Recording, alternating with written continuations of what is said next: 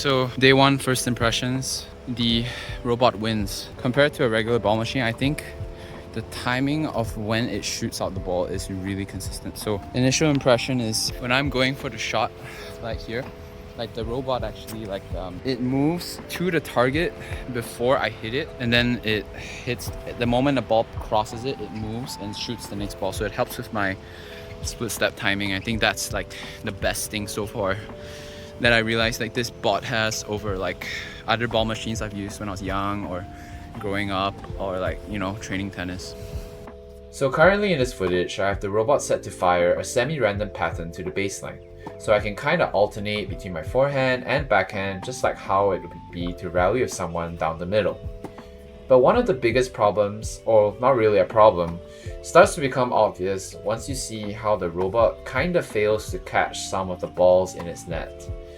This was a major concern for myself because I thought that it would mess up the rally or affect its realisticness, but the robot really tries its best to run down all the balls and will still fire the next ball at the correct timing anyway. Even if it fails to catch the ball to replenish its storage of balls, it can still store up to 80 balls, so you're getting at least a minimum of 80 balls every time.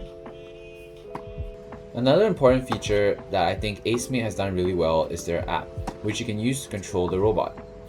Not only can you choose what drills to do with the robot, but you can actually see where your balls are landing with an accurate measurement on how fast the balls were traveling and where they land.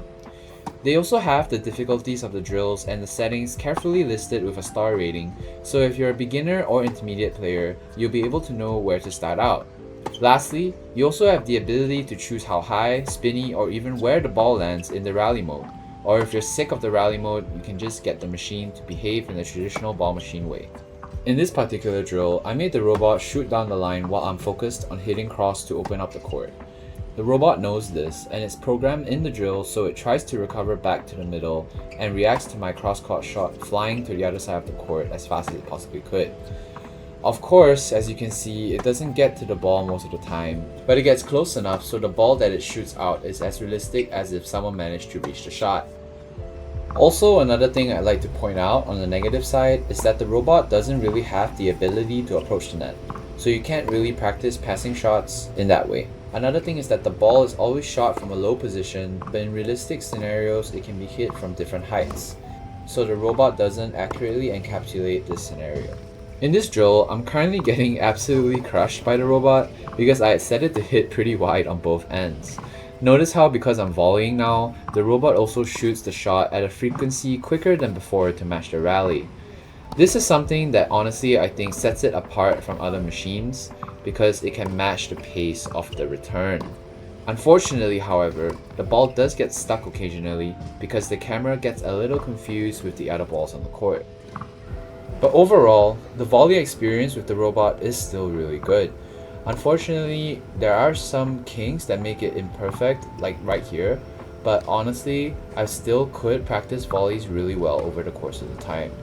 The last drill I customized for myself was to alternate between a low backhand and a high forehand, so I could work on punishing high balls on my forehand. The Acemate robot has the ability to consistently hit topspin balls deep, which made this drill really difficult, but also really good practice for me. Honestly, so far, what I can say is that it's not your regular ball machine. So a lot of the hitting feels more realistic compared to when I'm hitting with like someone else. So like the hitting feels a lot more realistic because the difference is that it kind of catches or at least attempts to catch the ball in the net.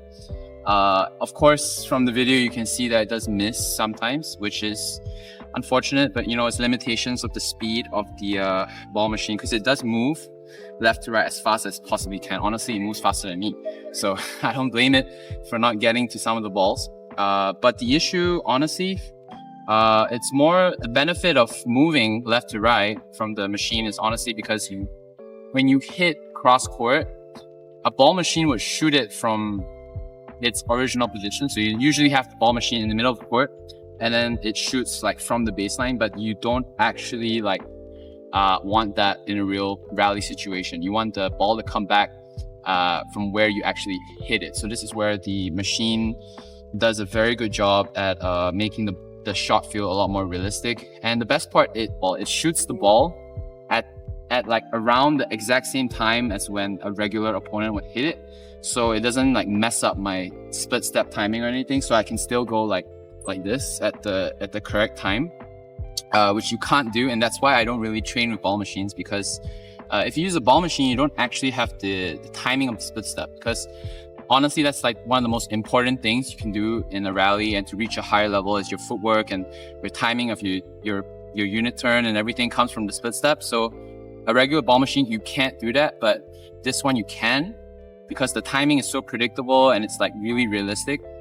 But that being said, I do notice that sometimes the balls do get stuck when it's like trying to fire the shot, but it doesn't. So I'm like stuck there. I know it's trying to shoot the shot, but there's nothing coming out.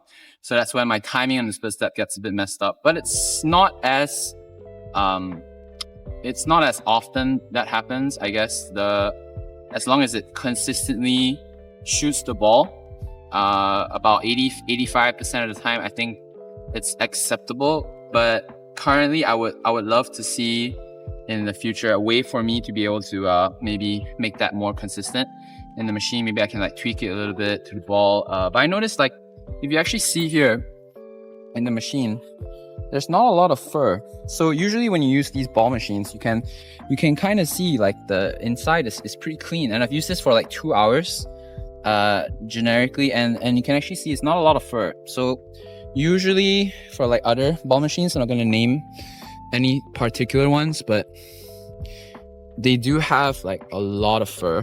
So this is a plus that it doesn't have any. But yeah, so far so good. I give this a solid solo training tool.